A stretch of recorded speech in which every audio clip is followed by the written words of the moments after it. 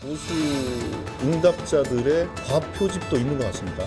그렇게 유지되고 있는 결집은 제가 보기에는 곧 무너질 것이다. 저는 그렇게 생각을 하고 있습니다. 여론 날조로 모래성을 쌓아봤자 허상일 뿐이며 내란 수괴와 공범들을 단죄하라는 민의를 꺾을 수는 없을 것입니다. 시간이 흐르면서 과연 이 계엄이라는 것이 왜 일어났는가라는 사실을 국민들께서 이제 주목하시면서 어떤 반대급부로 민주당이 국회에서 입법 독재를 저지르고 있는 부분.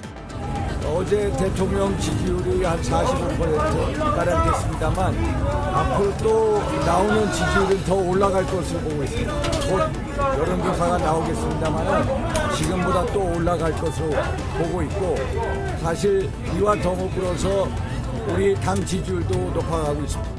그러면서 시간이 지연되다 보다 보니까 국민들 중에서 약간 보수적인 어떤 국민들이 다시 결집하는 게 아닌가. 여당 지지층들이 결집하고 있는 게 가장 크다고 보고 있고요. 국회의 다수당인 민주당이 현 국면을 갖다 해결하고 또 국정 안정과 경제 민생을 챙기는 모습을 보다 적극적으로 보이는데 좀 부족함이 있지 않았나 생각을 하고요.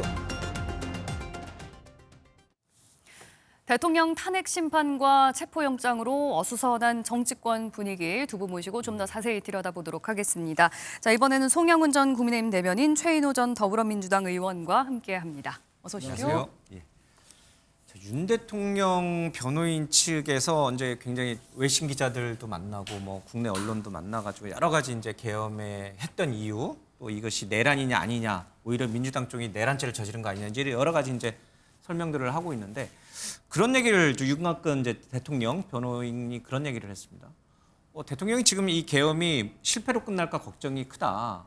계엄을 처음에 하려고 했던 그 목적이 달성이 돼야 되는데, 즉 민주당의 과도한 탄핵부터 시작해서 여러 가지 국정의 발목 잡기 그런 부분들이 좀 부각이 되고, 그래서 국민들이 좀 자성을 민주당이 좀 자성을 하고. 또 국민의힘에 대한 어떤 지지가 좀 모이고 보수가 결집하고 그런 것들이 이제 대통령이 계엄을 한 이유인데, 그런 것들이 실패로 무의로 돌아갈까 걱정이 크다, 이제 이런 얘기를 외신 기자들한테 좀 했습니다. 그러니까 비상계엄 목적을 달성을 해야 되는데 그걸 못할까 걱정한다는 이 말은, 그러니까 이제 풀어서 이렇게 설명을 하면 이해는 되는데 이 국민 정서에 어느 정도 이게 와닿을까? 외신 기자들은 또 어떻게 저 말을 받아들일까, 이런 것들이 좀 궁금해요. 일단 대통령 변호인단이 할 수 있는 얘기는 아니죠. 왜냐하면은 지금 대통령 변호인단은요, 지금 윤 대통령이 직무 정지 상태이지 않습니까? 그러니까 대통령실 대변인단이 대통령 개인의 어떤 사법적인 사안에 관해서 입장을 밝히는 것이 부적절합니다. 그렇기 때문에 변호인단이 일종의 대변인 비슷한 역할을 수행하는 것은 알겠어요. 그러나 그것은 어디까지나 사법 절차에 관한 문제가 되어야지 지금 뭐 계엄의 목적이 달성되지 못할까 봐 걱정된다, 이런 이야기는 대단히 정치적인 이야기 아닙니까? 그러면 일단 변호인단이 할 수 있는 발언의 그 종류를 벗어나는 것이에요. 그 점을 일단 먼저 지적을 해두고요. 그럼 대변인이 해야 될 거지 변호인단이 할 건 아니다. 변호인단이 할 이야기가 아니죠. 그 점을 먼저 전제를 하고요. 그다음에 계엄의 목적을 달성하지 못할까 봐 걱정이 된다, 이런 류의 발언은 사실 여태까지도 그 비상계엄 선포가 잘못되지 않았다고 생각하는 것처럼 들립니다. 그런 점에서 실제로 그렇게 생각하고 있잖아요. 그런 점에서 부적절하고, 더더군다나 실제로 그 대통령 대국민 담화에서 밝혔던 계엄 선포의 목적이라고 하는 것이 반국가 세력의 척결이었거든요. 그런데 정치적 반대 세력은 일거에 척결할 수 있는 대상이 아닙니다. 그런 것은 정치를 통해서 지평을 넓혀가면서 뭐 상대의 입지를 약화시킨다, 이런 것은 가능하겠지만요, 군을 동원하고 무력을 동원해서 일거에 척결한다는 것은 그 자체로 잘못된 발상 아니겠습니까? 그 연장선상에서 여전히 계엄의 목적이 달성되지 못할까 봐 걱정하고 있다, 이렇게 말한다면은 그 자체로 해서는 안 될 발언이다, 저는 그렇게 말씀드리지 않을 수가 없네요. 예, 같은 선상에서 이렇게 얘기도 했습니다. 계엄이 실패한 건 아니다. 이 혼란이 넘어가면은 성공했다고 볼 수 있다라고까지 얘기를 했거든요. 3시간 만에 멈춘 계엄이 실패를 한 것은 아니다. 관련해서 영상도 준비가 돼 있다고 합니다. 한번 듣고 오실까요? 비상계엄을 통해서 적어도 입법 독재, 탄핵, 폭주, 여러 가지 위기 상황들이 좀 더 심각한 것을 알리고, 그것을 통해서 나라를 좀 더 반듯하게 만들려고 했던 것이고, 지금 이런 혼란이 생겨서 이것이 극복되면 대통령의 계엄은 저는 성공한다고 봅니다. 실패라는 개념이 아니라 평화적 계엄이기 때문에 당연히 그렇게 가는 겁니다. 프로세스가 그렇게 설계가 된 것입니다.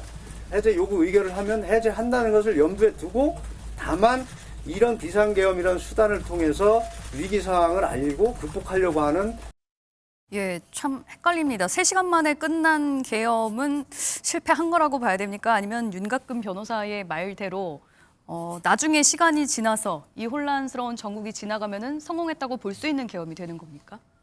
실패한 내라는 성공적인 계엄이고 평화적인 계엄이다. 뭐 이런 궤변이죠.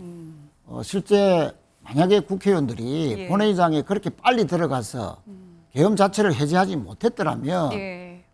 그러면 정치 활동 모두 금지되고 국회 활동도 금지되고 모든 집회, 시위, 언론 출판 다 포고령으로서 제약하고 어기면 다 뭐 구속한다, 처단한다는 표현까지 썼지 않습니까? 예. 그랬으면 온 전국에서 계엄 해제하라라는 요구가 국민들이 들고 일어나면 발표했을 것이고 실제 만약에 군인들이 대통령이 지금 150명 안 됐으니까 본회의장에서 끌어내 국회의원들 심지어 총을 쏘아라까지 명령을 했고 도끼를 써서라도 본회의장 문을 부숴서라도 끌어내. 자, 과연 이것이 평화적인 계엄이냐. 만약에 그것이 실제 성공했다면 얼마나 많은 국민들이 유혈 충돌로 희생이 됐을까. 예. 이걸 생각하면 끔찍하지 않습니까? 모든 그 명령을 받았던 사령관들이 각 기수장에 다 적나라하게 나와 있는데도 불구하고 실패한 내란을 저런 식으로 평화적 계엄이니 성공한 계엄이니 국회에 경고를 주려고 했을 뿐이다라는 그런 거짓말과 궤변으로 탄핵을 피해보려는 내란 수사를 피해보려는 이런 것은 국민들이 전혀 동의하지 않을 것이다 그렇게 생각합니다. 예. 근데 미국에 이제 저희 뭐 엠밴도 보도를 했습니다만은 오늘 일부 언론들도 보도를 했습니다만 미국의 트럼프 대통령과 좀 가까운 보수 단체의 그 이제 부부 뭐 슐렛 부부라고 하는데 이 관계자들이 이제 대통령 탄핵 가결 이후에 직후에 이제 한남동 관저로 가서 대통령을 만나고 굉장히 지금 야당이 지금 민주당이 이런 계엄을 유도한 그런 측면이 있다라는 부분에 상당히 좀 공감했다라는 내용들이 좀 흘러나왔습니다. 그러니까 윤곽근 변호사라든지 대통령 변호인단이 주장하는 것과 걔를 같이 하는 것 같은 느낌을 좀 받았어요. 그런데요. 예. 그 미국의 입장은 이미 명확하지 않습니까? 계엄 선포 직후에 그 골드버그 주한 미 대사가 어떤 입장을 밝혔는지, 그리고 골드버그 대사가 한국을 이임하면서 한 인터뷰에서 어떤 발언들을 했는지, 그리고 블링컨 국무장관이 지금 이제 떠나는 시점에 한국에 와서 어떤 말들을 하고 갔는지 이거 우리 국민들께서 다 보셨잖아요. 트럼프 대통령과 그분들이 얼마나 가까운지는 모르겠습니다만은 그분들이 직무정지된 상태의 대통령을 개인적으로 만나고 나서 어떤 소감을 받았다고 한들 그것이 미국의 그 비상계엄 사태에 대한 평가에 영향을 미칠 수는 없다고 봅니다. 기본적으로 미국이라고 하는 나라는 이 민주주의에 대한 도전에 대해서는 굉장히 엄격하게 보는 경향이 있거든요. 그래서 마셜로라고 하면은 아주 학을 떼는 국가입니다. 그것이 그 연방, 국가 차원에서의 일관된 철학이기 때문에 제가 봤을 때는 그 회동 하나를 가지고 비상계엄에 대한 미국의 평가가 달라질 수 있다. 이것은 뭐 대단히 섣부른 정도를 넘어서서 거의 견강부에 가까운 주장이다 이렇게 생각합니다. 떠나는 민주당 정부는 계엄에 대해서 부정적이지만 새로 등장하는 트럼프 신정부 2기 정부는 오히려 대통령 편을 들 수도 있다라는 기대가 일부 있는데 그건 아니다 이런 뜻이군요. 그렇죠. 미국의 국가 정책이라고 하는 것은 어느 한 사람의 생각만으로 좌우되는 건 아니지 않겠습니까? 기본적으로 국무부에 굉장히 많은 그 관료들과 전문가 집단이 포진해 있고 그들이 사실 한반도 정책과 또 동아시아 정책을 만들어가는 것입니다. 예. 알겠습니다. 윤석열 대통령이 최근 이렇게 뭐 외신과 기자회견도 하고 연일 여론전을 좀 펼치고 있는데 이것과도 좀 연관이 있을까요? 최근 이제 정당 지지도가 나왔거든요. 한국갤럽에서 어제 발표가 됐습니다. 국민의힘이 34% 그리고 민주당이 36%가 나왔는데요. 국민의힘과 더불어민주당 지지율 격차가 오차 범위 내로 좁혀졌습니다. 계엄 사태 이전 수준으로 되돌아갔다 이런 평가가 나올 만큼 상당히 갭이 좀 줄어들었는데 이유를 뭐라고 보세요? 우선 박근혜 대통령 탄핵 때는 당시에 새누리당의 대응이라는 것이 예. 상당수 많은 의원들도 탄핵에 찬성을 했고요. 또 탄핵이 되자마자 거의 속수무책이다 할 정도로 사과와 반성 이런 기조로 갔습니다. 그러니까 보수들이 결집하고 싶어도 결집할 수 있는 구심점 역할을 못했다는 거죠.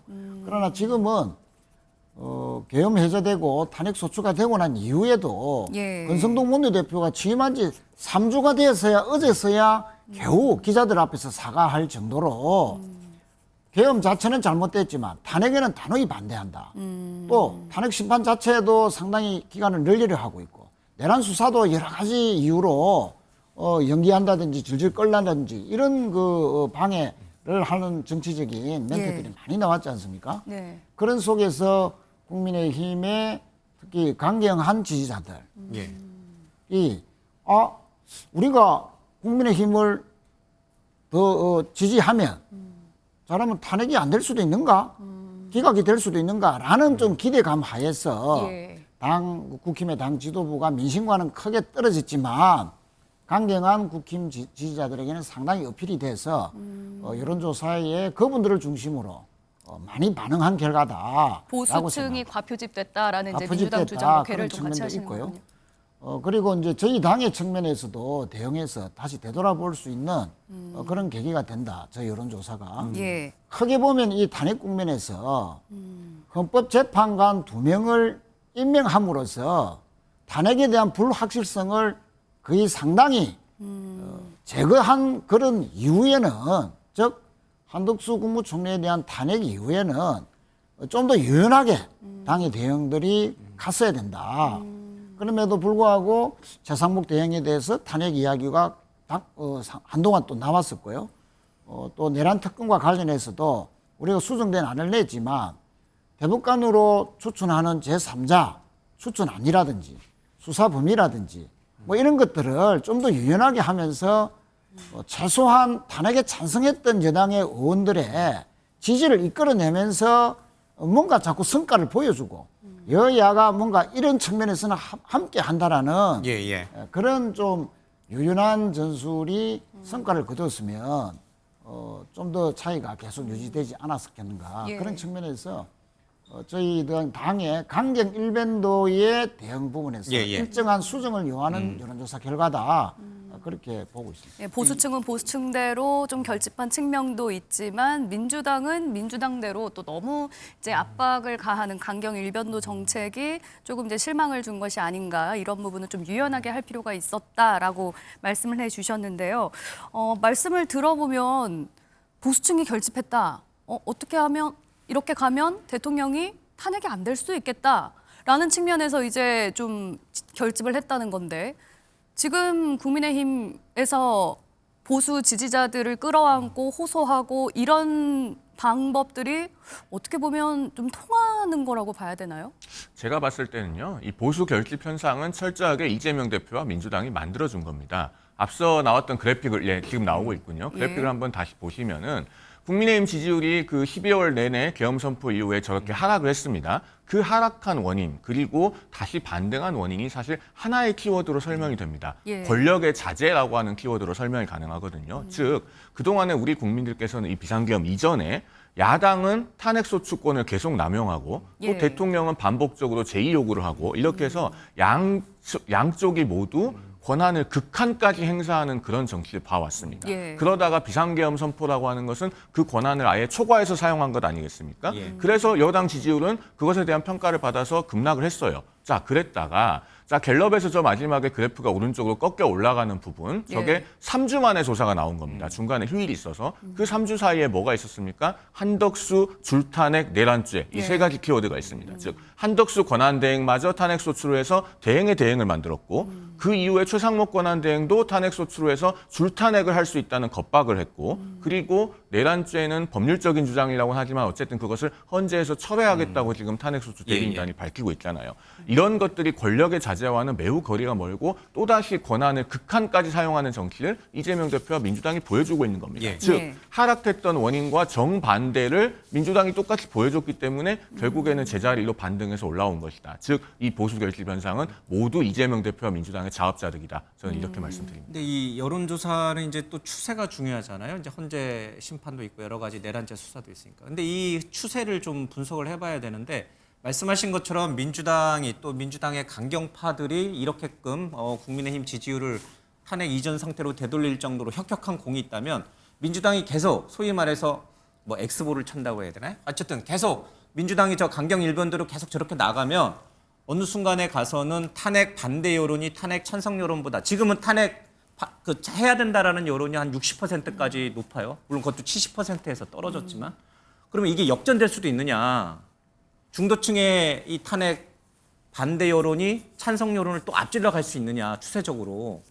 민주당이 계속 저렇게 강경 일본대로 가고 소위 말해서 엉뚱한 볼을 찰 때 그렇게 가능성이 있어요? 탄핵과는 별개의 문제고요. 그것은 아마 만약에 조기 대선이 있게 된다면 그 조기 대선에서의 유권자들의 선택으로, 국민의 선택으로 나타날 것이다. 저는 그렇게 봅니다. 왜냐하면은 탄핵 반대 자체 여론이 찬성 여론을 앞질러 가지는 않을 거다. 그것을 흔들 정도로는 되게 어렵다고 보여져요. 아무리 민주당이 왜냐하면 잘못해도. 현재는 지금 탄핵 찬성이 그 이번 주 갤럽 조사에서 예. 탄핵 찬성이 64%, 반대가 32%. 예. 그러면 예. 거의 한 2배 정도 되는 것 아니겠습니까? 예. 그러니까 이걸 뒤집을 수 있을 정도는 되게 어렵고 다만 그러나 이재명 대표와 민주당의 그런 일방통행식 정치, 독주 정치, 겁박 정치가 지금 이재명 대표 본인의 지지율에 이미 영향을 주고 있잖아요. 예. 지금 그 갤럽의 장내 정치 지도자 선호도 보시면은 그 이재명 대표는 이번 주 32%로 그 3주 전 조사보다 5%가 하락했습니다. 예. 그런데 저 추세가 의미가 있는 것이요. 이재명 대표 37%는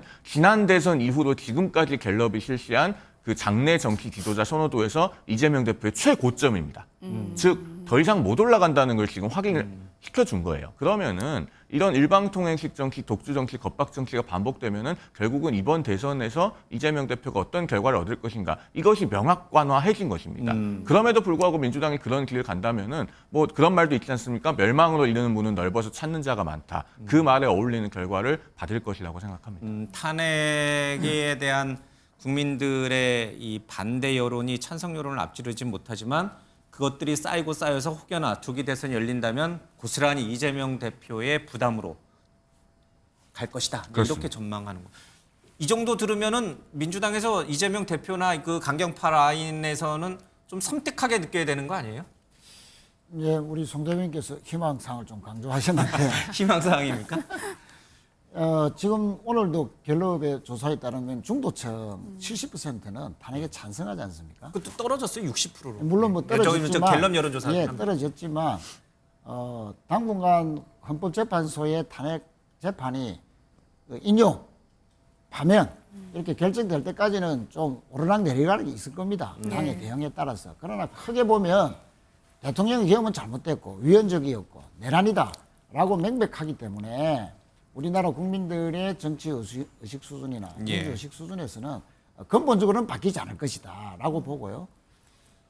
이재명 대표의 비호감도가 상대적으로 높다 하는 것은 역대 대통령이 된 후보 중에서 또 유력한 후보 중에서의 비호감도는 대선이 다가올수록 훨씬 더 올라가게 되어 있습니다. 비교적 선한 이미지를 가졌던 문재인 대통령이 17년도 3월 중순에 즉 대선에 딱 2달 앞두고 갤럽에서 여론조사를 했는데 비호감도가 51, 호감도가 47이었습니다.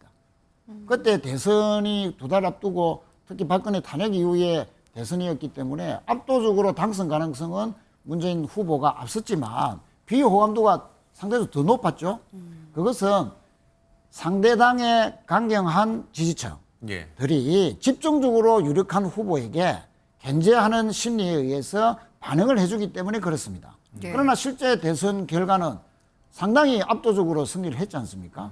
그렇듯이 지금 헌법재판관의 추가 2명 임명으로서 윤 대통령에 대한 탄핵은 이제 거의 뭐 99.9%다라고 이제 확정적인 상황에서 그러면 4월 말 대선이냐 5월 달 대선이냐라고만 남은 상황에서 대선이 이제 임박했구나. 그러면 국민의힘의 지지층, 특히 강경 지지층들은 이재명 대표에 대한 집중적인 견제 심리가 발동된 결과 그렇게 비호감도가 갑자기 이제 올라갔다라고 볼 수 있고요. 아까도 말씀드렸지만 그럼에도 불구하고 저희 당의 대응은 헌법재판관의 2명의 임명으로서 이 탄핵 국면에서는 결정적으로 이미 국면을 지났다. 즉 탄핵은 이제 명백했었다라고 보고 그러나 중도층을 향한 뭔가 안정적인 이미지, 예, 또 예. 민생도 같이 챙긴다, 또 성과를 이룬다, 또 필요하면 여야 협상을 한다. 그래서 성과를 이룬다라는 그런 유연한 부분은 반드시 이제 필요한 시기다라고 그렇게 또 생각합니다. 그럼 그런 거를 위해서 뭐 이재명 대표가 중도층 민심을 다시 아우르고 좀 뭔가 이렇게 통합적인 국민을 하나로 통합하는 그런 행보를 보이기 위해서 선제적으로 지금 이 강경한 목소리를 내는 분들을 좀 이선으로 물리고 뭔가 좀 국민에게 그런 이미지를 좀 보이도록 노력해야 되는 거 아닌가요? 그냥 우리 최 의원님만 그렇게 말씀하시지 지금 당 분위기는 강경파들이 그냥 쭉쭉 밀고 나가고 있잖아요. 근데 당 전체적으로 보면 아까 말씀드렸듯이 이제 최근에 헌법재판관 2명 이후에는 예. 공개적으로 강경 1번도 부분에 대해서 우리가 한번 되돌아봐야 된다는 목소리가 나오기 시작했고요. 또 실제 그렇게 강경하게 안 갔으면 헌법재판관 2명은 이룰 수 없을 겁니다. 그런 부분에 대한 공이나 또 성공했다는 것에 대한 평가는 긍정적으로 하더라도 그러나 우리가 이 계엄 이전에는 중도 확장 외연 전략으로 많은 중도적인 인사들도 만났고 또 검투세 폐지라든지 이런 부분에서 상당히 유연한 그 정책을 또 우리가 채택을 했지 않습니까? 그런 측면에서의 민생 안정이나 또 경제 안정 이런 부분에서도 이제는 좀 신경을 바싹 써서 성과를 낳을 시기다 그렇게 생각합니다. 예. 차기 정치 지도자 선호도 조사에서 또 눈에 띄는 인물이 있었습니다. 이재명 대표 다음으로 지지율이 높은 사람 누구였을까요? 자, 영상 준비되어 있습니다. 보고 오시죠. 국무위원 모두 다 국민 앞에 100배 사죄드린다고 지금 다시 크게 인사하십시오. 사죄합니다 하십시오. 시작.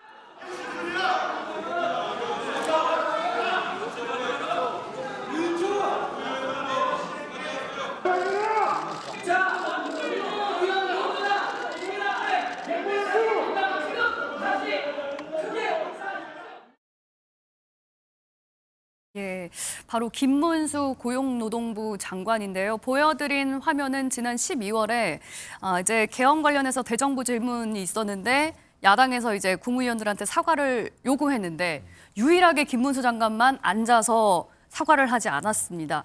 이 부분이 보수층에게 어필이 좀 됐던 걸까요? 이번에 차기 지도자 선호도 조사에서 8%가 나왔습니다. 이재명 대표 다음으로 2위를 기록했고 보수 주자들 중에서는 이제 가장 선두를 달리게 됐거든요.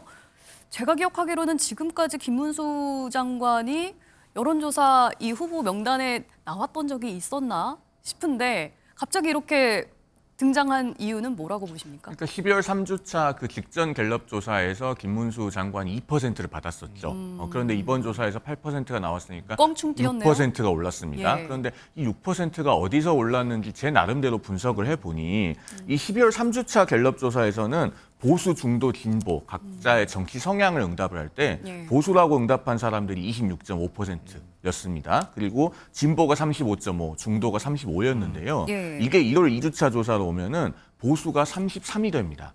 즉 6.5% 정도가 늘어납니다. 즉 이 계엄 선포 이후에 자신을 보수라고 하는 정치 성향을 밝히기를 주저하거나 혹은 보수 성향이지만 여론조사 응답을 좀 꺼리는 사람들이 있었다가 지금 1월 2주차 이번 조사에 와서는 다시 이 조사에 적극적으로 응답하기 시작했다. 그리고 그런 트리거가 된 것이 앞서도 말씀드렸던 어떤 그 내란죄 법률적인 주장을 탄핵 심판에서 제외한다든가 그다음에 한덕수 총리를 탄핵한다든가 이런 일들이 영향을 미쳤다고 보여지는 거예요. 그러면은 보수 성향이라고 자신을 응답한 사람들이 6.5% 정도가 늘어났는데 예. 김문수 장관을 차기 정치 지도자로 꼽은 사람들이 6%가 늘어났습니다. 대체로 그 늘어난 비율이 비슷하죠. 그러면은 이 탄핵에 반대하면서 여론조사로부터 이탈했다가 다시 들어오신 분들이 저 대안으로서 이제 김문수 장관을 찾고 있다라는 분석이 어느 정도 가설로서는 가능할 것 같습니다. 이게 일시적인 현상일까요? 아니면은 이제 쭉 추세가 될 수도 있을까요? 이것은 앞으로 봐야겠습니다만은 지금 이 탄핵과 그리고 만약에 발생한다면 예. 이 조기 대선 국면은 상당히 변동성이 심한 것이 특징입니다. 이것이 2017년 대선 때도 우리가 경험을 했던 것이거든요. 예. 즉 탄핵 심판에서 만약에 조기 대선이 발생하는 결과가 나오면 그때부터는 유권자들은 또 다른 생각을 할 수 있습니다. 누구든 자기 진영이 대선에서 패하기를 원하는 사람들은 그렇게 많지 않거든요. 그러면은 정말로 선거에서 본선에서 이길 수 있는가, 또 중도 확장이 가능한가 이런 부분까지 매우 현실적인 고려를 하기 시작할 수가 있는데 다만 그 타이밍이 지금은 아니겠죠. 지금은 탄핵에 반대하시는 분들은 일단 본인들의 정치적 의사를 여론조사를 통해서 응답하고 표현하는 것이 중요한 겁니다. 그래서 지금의 국면과 시간이 좀 흘러서 그렇습니다. 대선 탄핵 국면은 심판 이후의 또 상황은 달라질 다를 거다. 수 있다. 이런 것은 좀 여지를 열어둘 필요가 있다는 생각이 듭니다. 한동훈 전 대표가 뭐 이제 커피숍에서 커피 사는 모습도 이제 그래서 뭐 1월달에 이제 다시 정치 현안에 복귀할 거다 이런 전망도 나오는데 말씀하신 대로 혹여나 조기 대선이 열리게 되면 지금 탄핵에 반대하고 지금 한남동 관저 앞에서 광화문에서 시위하시는 분들의 마음을 한동훈 전 대표가 혹여나 정치에 복귀하면 온전히 다 흡수할 수 있을 것 같아요? 글쎄요. 한동훈 대표가 언제 어떻게 복귀할지는 제가 알 수 없습니다만은 뭐 정치를 그만둔다고는 하지 않았으니까 복귀설이 계속 나오는 것은 자연스러운 일이라고 생각합니다. 그리고 만약에 이제 정치에 복귀를 해서 조기 대선에 등판을 하게 된다면 한동훈 전 대표도 모든 국민의 마음을 감싸안기 위한 노력을 해야죠. 비단 국민의힘 지지층 중에서 뭐 탄핵에 반대하시는 분들뿐만 아니라 사실은 민주당 지지층 그리고 중도층. 더 나아가서는 이재명 대표의 강성 지지자들까지도 모두 대한민국 국민이라는 그런 마음 자세를 가지고 정치를 해야 되지 않겠습니까? 그게 그리고 지금 이 시대에 분열을 다시 봉합하고 상처를 치유해야 되는 정치인들 모두에게 요구되는 덕목이라고 생각합니다. 예. 그러면 뭐 이게 정말 시나리오인데 이제 사람들이 흔하게 말하는 시나리오입니다. 어떤 뭐 객관적인 데이터라든지 근거를 갖고 하는 게 아니라 이재명 대표 대 한동훈 전 대표 만약에 조기 대선이 치러진다면 치러지지 않을 수도 있고요. 뭐 이런 구도로 가면은 이번 대선도 지난 대선 때 그렇게 말하신 분들이 많았어요. 누가 더 싫으냐 그걸 가지고 투표했다는 분들이 많은데 그럼 돌아오는 그 대선도 아마 그렇게 되는 구도로 갈 가능성도 있는 건가요?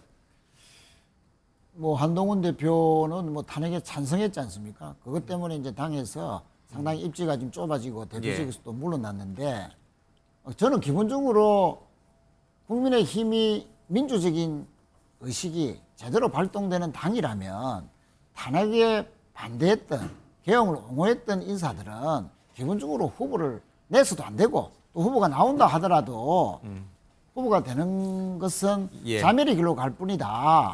그런 측면에서 꼭 어느 인사가 좋다라고 보다는 탄핵에 찬성했던 기본적인 민주의식을 가진 후보가 나오는 것이 국민에 대한 예의도 맞고요. 그것이 오히려 득표에도 확장성이 있을 것이다. 그렇게 생각을 하고 다만 그런 후보들 중에서 나온다고 하더라도 지금 중도의 국민들이 70%가 탄핵에 찬성했다 하는 것은 기본적으로 이번에는 국민의힘의 후보가 누가 나온다 하더라도 그 느닷없는 계엄 자체를 막지 못했고 또 그 뒤에 수습하는 과정에서 국민의힘이 보여준 모습들이 너무나 퇴행적이고 심지어 거부적인 모습까지도 보이는 그런 그 한국 정치 자체를 퇴보시키는 그런 모습들 속에서 실망을 했기 때문에 기본적으로는 저희 당의 후보가 대선에 당선되는 데는 결정적으로 유리한 입지가 또 지형이 만들어졌다 그렇게 평가합니다. 예. 뭐 조기 대선이 치러질지 안 치러질지 모릅니다. 헌재 재판소의 이제 결정을 한번 좀 봐야 될 것 같습니다. 네, 뭐 최근 여당의 지지율이 좀 올라가고 있고 보수층이 결집하고 있다 이런 얘기가 들려서일까요? 국민의힘의 일부 의원들은 이 보수 지지자들을 좀 끌어안는 행보를 강하게 하고 있는데요. 영상 준비되어 있습니다. 먼저 보고 오시죠. 이야 참. 윤상현 최고래요. 윤상현 최고. 이 잘하면 대통령 되겠어. 잘하면 대통령 되겠어. 아유 감사해. 아니 그래 본교에 또 갔다 오시고 다음 대통령은요 내가 하려고 그러거든. 근데 내가 윤리원한테 물러줘야 되겠어. 그래서 우리 존귀하신 목사님 또 우리 성도 여러분 그 성스러운 전쟁에서 싸워주시고 있는 그 모습에 제가 다시 한번 감사의 말씀드립니다. 김민전 의원이 독재 정권의 상징인 백골단을 국회에 끌어들였다 빗발치는 비판의 기자회견을 철회했습니다. 국민의힘이 공당이라면 독재 정권의 망령을 국회로 끌어들인 김민전 의원을 당장 중징계하십시오.